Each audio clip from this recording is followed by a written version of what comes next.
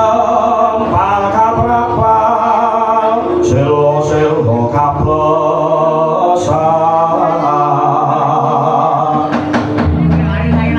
satu lumayu manungsi kagak takut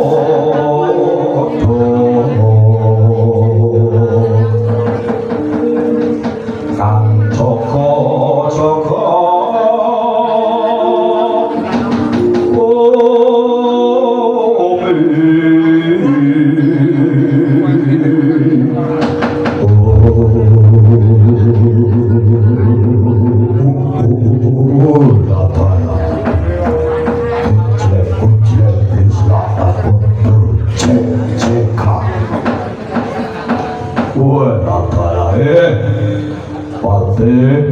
Pati kala muka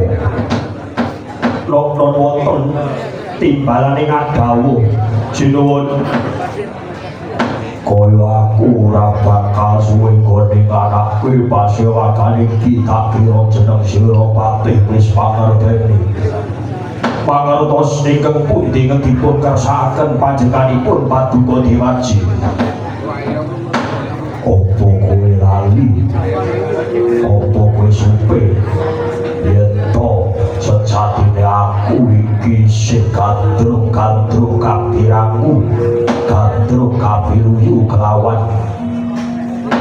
sawijining bidodari kayangan kanto parang Bathari Ragaswati ladala tak lali-lali malah sang saya ngranui kepriye besok Dewi Ragaswati bisa kelakon dadi garwa Prameswariku pate ladala nuwun inggih sinuwun menawi menika ingkang dipun kersakaken Paduka sejatosipun kula boten saged elek-elek kula kadose sampun matur makape-kape bilih Paduka menika sawijining narendra yaksa kamangka Dewi Ragaswati menika sawijining bidodari tangeh lampun saged gayuh ladala iki melu mungsuh melu aku Kodikit derek wonten ing praja Pransataka mriki lagi neo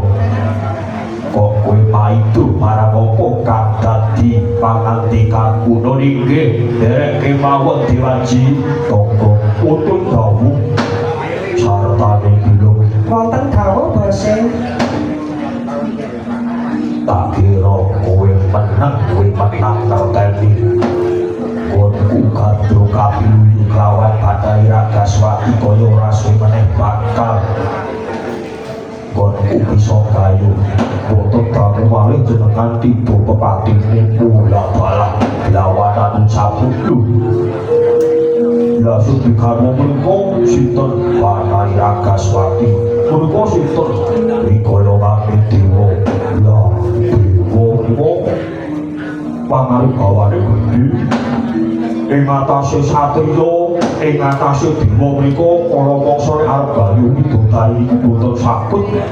sababe apa lho sababe kok sampun tinulis sampun tinakdir piyambak-piyambak partine piye lho sampun tinulis kodrating wong bebojoan menika satriya pikantuk endah banjur narendra yaksa menika